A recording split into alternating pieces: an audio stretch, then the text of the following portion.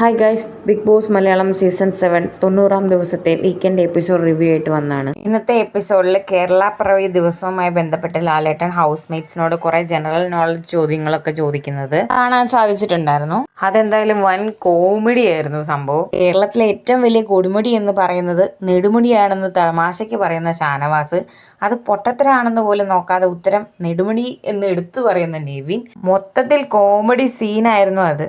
പാവൻ ലാലേട്ടൻ, എന്തിന് ഞാൻ ഈ ക്വസ്റ്റ്യൻ ഇവരോട് തന്നെ ചോദിച്ചു പോയി എന്ന് പോലും ചിന്തിച്ചിട്ടുണ്ടാവും. എന്തായാലും അതിന്റെ അവസാനം ലാലേട്ടൻ കേരളത്തിലെ ജനങ്ങളോട് ചോദിക്കുന്നുണ്ട്, എൻ്റെ പ്രിയ കേരളമേ ഇവരോട് പൊറുക്കണമേ എന്ന് നമ്മൾ പ്രേക്ഷകരോട് ലാലേട്ടൻ പറയേണ്ട അവസ്ഥയുണ്ടായി. അതിനുശേഷം ലാലേട്ടൻ ആ ഒരു സെഗ്മെന്റ് അവിടെ കൊണ്ട് അവസാനിപ്പിക്കുകയാണ് ചെയ്തത്. ഇത്രയും മണ്ടത്തരങ്ങളും പൊട്ടത്തരങ്ങളും വിളിച്ചു പറയുന്ന ഒരു സീസൺ ഇത് ആദ്യമായിട്ടാണെന്നാണ് എനിക്ക് തോന്നുന്നത്. അനുമോളോട് ലാലേട്ടൻ ഒരു ചോദ്യം ചോദിക്കുന്നുണ്ട്, നമ്മുടെ വിദ്യാഭ്യാസ മന്ത്രി ആരാന്നുള്ളത്. അതിന് ഉത്തരമായിട്ട് അനുമോൾ പറയുന്നത് ശൈലജ മാം ആയിരുന്നു, അത് കഴിഞ്ഞിട്ട് താടിയുള്ള ഒരാളാണെന്ന്. ഇതൊക്കെ കേട്ട് കഴിഞ്ഞപ്പോൾ ലാലേട്ടൻ വിചാരിച്ചിട്ടുണ്ടാവും ഇനി ഇവരോട് ചോദിച്ചിട്ട് ഒരു കാര്യവും ഇല്ല എന്നുള്ളത്. അതുകൊണ്ടാണെന്ന് തോന്നുന്നു ഒരുപാട് ക്വസ്റ്റ്യൻസ് ഇനിയും ബാക്കി ഉണ്ടായിട്ടും ലാലേട്ടൻ അവിടെ കൊണ്ട് അത് നിർത്തുക ചെയ്തത്. ഈ ഒരു മൊത്തം എപ്പിസോഡ് എടുത്തു നോക്കിക്കഴിഞ്ഞാലും ഇന്നത്തെ ഒരു എപ്പിസോഡിൽ നെവിന്റെ പെർഫോമൻസ് നല്ലൊരു എന്റർടൈനിങ് ആയിരുന്നു. നിങ്ങൾക്കും ഇതേ അഭിപ്രായം ഉണ്ടെങ്കിൽ കമന്റ് ചെയ്യാൻ മറക്കണ്ട. അതോടൊപ്പം നെവിന് ബിഗ് ബാങ് വീക്കിൽ ഗെയിം കളിക്കാൻ സാധിക്കാത്തത് കൊണ്ടിട്ട് ഒക്കെയുള്ള കണ്ടസ്റ്റൻസിനൊക്കെ ആണെങ്കിലും ഗെയിം കളിച്ചിട്ടാണെങ്കിലും ക്യാഷൊക്കെ കിട്ടിയിട്ടുണ്ടായിരുന്നല്ലോ.